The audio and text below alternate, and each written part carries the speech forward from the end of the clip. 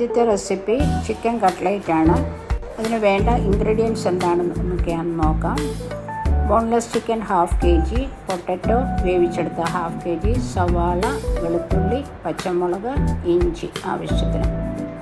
3 മുട്ട എടുത്ത് വെച്ചിട്ടുണ്ട്. മുട്ടയുടെ വെള്ള മാത്രം ചേർത്താൽ മതി, മഞ്ഞ ചേർത്താൽ പൊട്ടിപ്പോകും. മുളക് പൊടി, ഗരം മസാല, മഞ്ഞൾപ്പൊടി.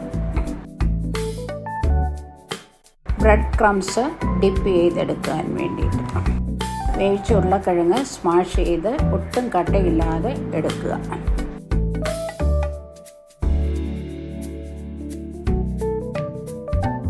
ചിക്കൻ ഗ്രൈൻഡറിൽ ഗ്രൈൻഡ് ചെയ്തെടുത്തതാണിത്. ഇത് ഉരുളക്കിഴങ്ങിനകത്ത് ചേർത്ത് നന്നായി ഇളക്കി യോജിപ്പിക്കുക.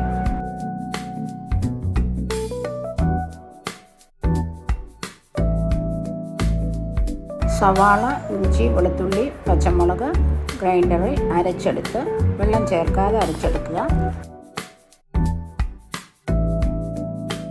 ഒരു പാനിൽ 2 സ്പൂൺ എണ്ണ ഒഴിച്ച് ഈ പച്ചമുളക് അരച്ചെടുത്തത്, സവാളയെല്ലാം അരച്ചെടുത്ത് അതിനകത്തിട്ട് വഴറ്റുക. ചെറുതീയിൽ, കരിഞ്ഞു പോകരുത്, സൂക്ഷിച്ചു കൊള്ളണം.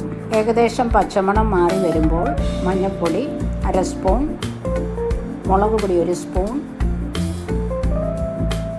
ഗരം മസാല 1/2 ടീസ്പൂൺ ഇട്ട് നന്നായി ഇളക്കി യോജിപ്പിക്കുക. വഴഞ്ഞു വരുമ്പോൾ പൊട്ടറ്റോയും മിക്സ് ചെയ്ത് വെച്ചിരിക്കുന്നത് ഇട്ട് ഇളക്കി യോജിപ്പിക്കുക. ചെറുതായി ചൂടായി കഴിയുമ്പോൾ വാങ്ങി വെച്ച് ചൂടാറുമ്പോൾ കട്ട എന്തെങ്കിലും ഉണ്ടെങ്കിൽ അതെല്ലാം ഉടച്ച് മുട്ടയുടെ വെള്ള അതിലേക്ക് ചേർക്കുക.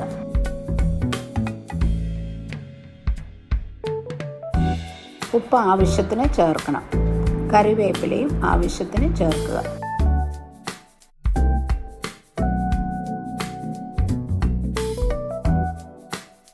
ഇളക്കി നോക്കുമ്പോൾ നമുക്ക് അത് ഡ്രൈ ആയിട്ട് തോന്നുവാണെങ്കിൽ 1 മുട്ടയുടെ വെള്ളം കൂടെ ചേർക്കാം.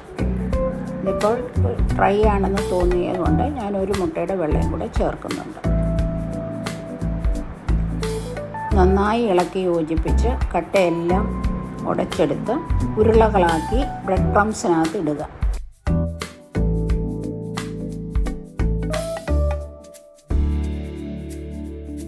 നമുക്കിഷ്ടമുള്ള ഷേപ്പിൽ ബ്രെഡ് ക്രംസ് മുക്കി എടുക്കുക. ഒരു കടായി അടുപ്പത്ത് വെച്ച് എണ്ണ ഒഴിക്കുക. പരത്തി വെച്ചിരിക്കുന്ന കട്ട്ലേറ്റ് ഇട്ട് മുരിച്ചു വറുത്തെടുക്കുക.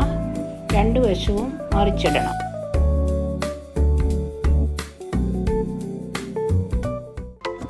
കട്ട്ലേറ്റോളം ഞാൻ പറഞ്ഞ അളവിൽ സാധനങ്ങൾ എടുത്താൽ കിട്ടും. സവാള കനം കുറച്ചരിഞ്ഞ് 2-3 പച്ചമുളകും കീറിയിട്ടത് ഇത് ഡെക്കറേറ്റ് ചെയ്തെടുക്കാം. എല്ലാവരും ട്രൈ ചെയ്ത് നോക്കണേ.